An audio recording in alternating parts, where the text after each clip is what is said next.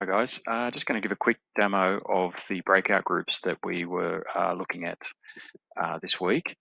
Just to recap, I'm going to go into my sandbox on this screen recording, and there are two things I wanted to show.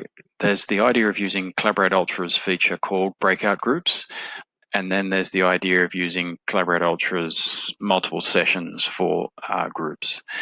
So we'll do a quick look at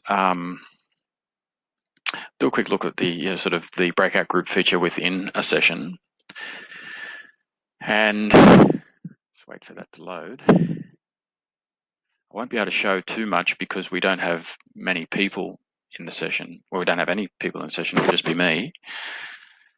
It's taking a while to load for some reason.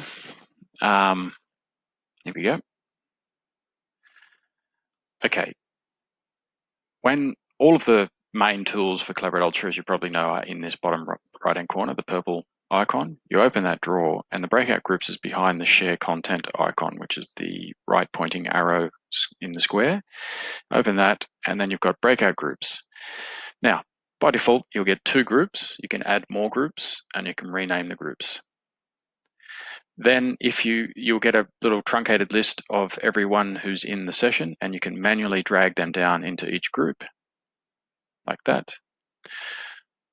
Or you can, if there were more people in this session, I would have this available. This drop down would be available to automatically distribute the number of people in the whole session into the number of groups.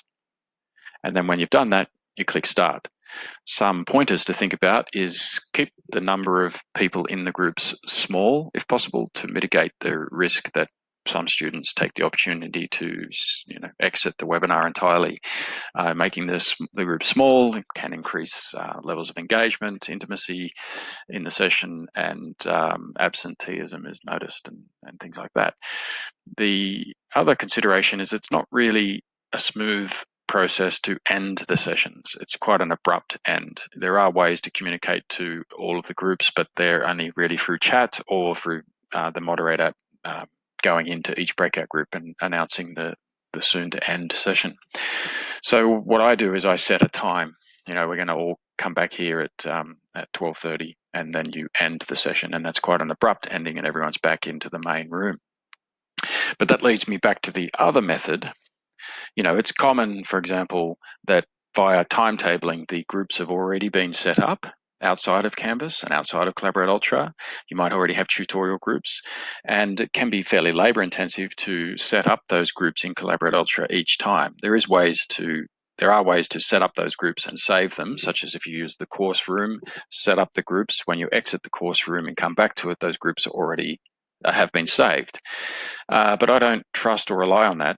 So what I would prefer to do if I was teaching a fairly large cohort with tutorial groups, for example, is I would create sessions, and rather than them be sort of start and end sessions, I would click no end to the session and think about this as a kind of tutorial room. So tutorial group 2 room. No end in session, allow recording downloads maybe, and consider the default attendee role is moderator, so that the participants of the tutorial group come in and they have the ability to share screens and share content and stuff like that. Scrolling down through the other settings, they're by default pretty good, and then you create. Okay, so you can see we've got group 1 room, group 2 room, and so on and so forth. And so the communication to the students is, this week on Tuesday at 1 o'clock, we're going to be doing group work after the lecture. So we do the lecture in the course room or something similar, like a whole cohort event. And then after that, we're going to break out into our group rooms, and the students know which groups they're in by virtue of the timetabling, and they go into their rooms and do their business there. And the other benefit is that those group rooms are ongoing, so they're there 24/7. So if the group is doing assessment work or project work, they can spontaneously decide to meet at a time that suits them in their group room and do that there. The other benefits is that the recording feature is available in these rooms, whereas in breakout groups, within a Collaborate Ultra session, the recording feature is turned off when you start the breakout groups. You can't record. So if you've got breakout groups to do presentations, for example, you won't be able to record those. Whereas if you set up these sessions as though they are rooms, you can. So the conceptual leap here is that you don't think of sessions in Collaborate Ultra as sessions that begin and end according to some timetable. You think of them as rooms that you're setting up, virtual rooms that are not ending, and they're always available.